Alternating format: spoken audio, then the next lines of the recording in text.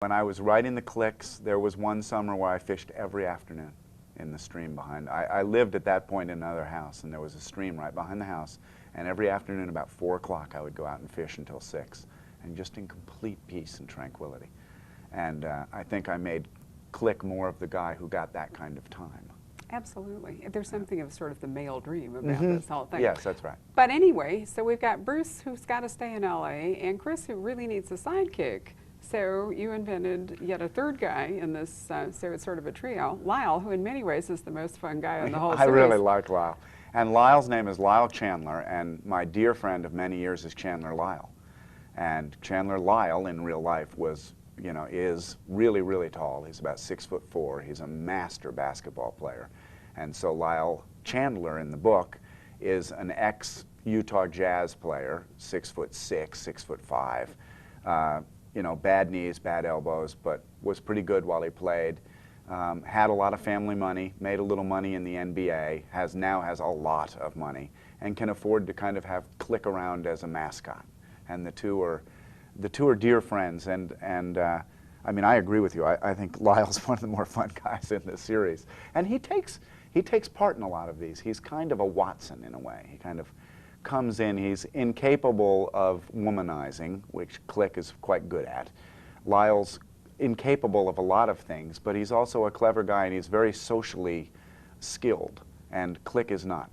And so they kind of balance each other out that way. Oh, right. No, Lyle likes to smooth off Chris's rough Yeah, edges exactly. when he can. And he is kind of a Watson guy in the sense that he's actually quite British in a sense. You know, that sort of perpetual bachelor, you know, man's man kind of thing that you don't think about so often in American literature, but figures quite often in British male adventure novels. Yeah, that's true. I hadn't looked at him that way, but he is that way. And he has women who adore him, but he doesn't take much time with any of them other than his friends. You know? No, he seems kind of gender neutral himself. Yeah. But in any case, I mean, I like him a lot, and he does, as all good partners do, both give Chris Click, actually is what I'd rather call him, give Click backup, but he also allows some things to happen that Click on his own, you know, could never achieve. Yeah, and he can think through some things that Click can't, I think. Yeah, and he has, because of the money, which never hurts, Right. they get to do some stuff that maybe without Lyle. And there's no real great sense that Click has of obligation to Lyle for spending it, because there it is, and there's nobody else, you know. No, it's not like he's depriving the children of oatmeal or Right, anything. right, exactly. So that all works out, yeah, it works out really well. I remember reading it about the time I opened The Poison Pen, because it published in '88, I believe, and I opened the store in '89, because this is our 10th anniversary year. And I really enjoyed it, and there was a sequel called Aim for the Heart, which came out about 2 years later. I think it was about 2 years and later. then, Nothing. you know, wherever. And I thought, rats. There were some paperbacks for a while from Dell, and then they just kind of went away. And Idaho really is such a neat place, which is where both those books both the books were set. And so, you know, it was kind of an interesting thing, because you and I would keep running into each other. Either you came here or we crashed into each other at a convention or something. And I would say to you, well, what about Chris? And you always kind of, you know, didn't answer. And then one day, you finally confessed. Yeah. Yeah. There was a third book. I know. I've been telling the story that you came up to me. Maybe I came up to you, but I somehow thought that you had found this out, because I had written a third Click over a period of about 6 years. You know, there's downtime in any book. If I turn in my other name and someone edits it for those 3 or 4 weeks, there's nothing to do, and I'm too maniacal to go out and fish. I have to work on something, so Can't break the program, right? Can't break the program. So I would start writing something else, and that would inevitably be a Wendell or a script or whatever was going on. And so it took a lot of those breaks to assemble a full book. But I did assemble a full book on experience in Oxford, spending a year in Oxford. And I've told the story that you came up to me and said, now I hear there's a Click in your attic, and I've always wondered how you knew that, but maybe I came up to you and said, hey, I've got a Click in my attic, you know, but... That's a great phrase. You know, to be honest, it's now lost in the mist of time, but I can't... somehow... I may have prodded you into it, or I may have heard it, you know, through the grape. I have no idea, but I was so tickled when you wanted to publish it, because, you know, it's a small little book, but I have so much fun with these books, and I hope the readers do too. And they're very different. I mean, they're true detective novels. It's a single point of view, first-person detective novel. And I joke about the new one, Concerto in Dead Flat, because it's a murder mystery where no one dies. But it's a caper. I keep telling you, That's it's not good. a murder It's a mystery.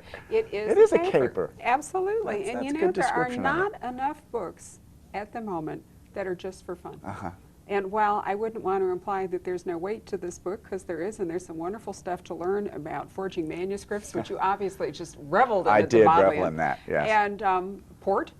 and perks for dons at Oxford, and just all, I mean, it obviously, it's kind of a wide-eyed American view of a venerable institution. It is. It's a naive look at Oxford, is what it is. And it was your look. Yes, I mean, absolutely. To me, it's your It's right naive through my look. eyes. You know, It there is. you were, and you Yeah. actually, the thing I love about this, and one reason it's fortunate that we earlier discussed your Raymond Chandler Fellowship, is that the pretext upon which Click goes to Oxford while he's looking for a miscreant maestro. He's got a philandering musician who has left his wife, taken up with a almost underage cellist, who is studying at Oxford, who is hiding from Click because he doesn't want the royalties that Click knows are due him, because he doesn't want his ex-wife to find him and her goons and all of that. And so Click goes chasing after him at Oxford, and he goes undercover. As the Raymond Chandler Fellow. Yes, so we could certainly say it's autobiographical.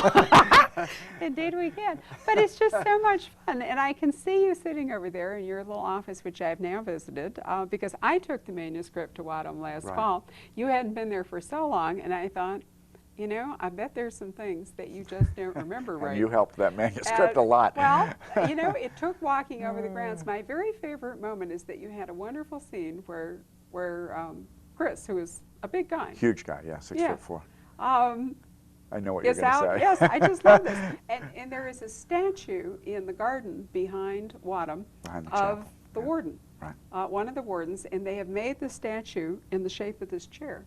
And the warden's body. Well, he's sort of sitting there like this, as I recall. He is. And you sit in his lap. You do. It's his back and his head and his arms. Maybe his arms are out, yeah. Yep, they are. And then his legs go down to form the base. And basically what it is a chair with a carved, you know, or cast actually, it's bronze back. And you have this great scene where Click sits down in the chair, kind of sprawls and relaxes and watches something happening in the library at Wadham. And when I got there, this kind of thing that copy editors really need to do. When I walk into the garden holding the manuscript and getting ready for this scene, I look at this chair and I said, I can hardly fit in this chair. Well, it is rather tiny. It's the liberties of fiction, you know. Well, and I thought, because the British are very unforgiving about mistakes, that if you were going to set this book in actual Wadham College as opposed to a fictional college and make that it up you and made call up, it Magnum or something, that if you were going to do that and you were going to pull in these details, then they really had to be No, it was so great, because you would send me emails and say, well, that chair wouldn't hold an 8-year-old, and I'd go back to the page and say, okay, he looked at the chair. And the only thing I really regret is I didn't drink the case of port. Me too. And nor I hasten to add, nor did I actually go into the Bodleian with my X-Acto knife up my sleeve and slit out the page of an ancient manuscript. The only thing that gave me a real frisson in this book was recognizing that someone's actually mutilated one of the books of the Bodleian to achieve And this the was result told that me you by want. the Dons. I mean, you know, in exploring this at High Table, there's this amazing privilege you get as a visiting professor, which is you eat at High Table, and the Dons wear their flowing black robes, and there's coal fires burning, and there's 4 or 5 people waiting on you, and they serve 4 or 5 different wines at dinner, 7 wines at dessert, and it's... They have to drink. Thank goodness I've quit drinking now, because that was my year to drink. But it's, I don't even remember what I was going to say, but it was an amazing experience.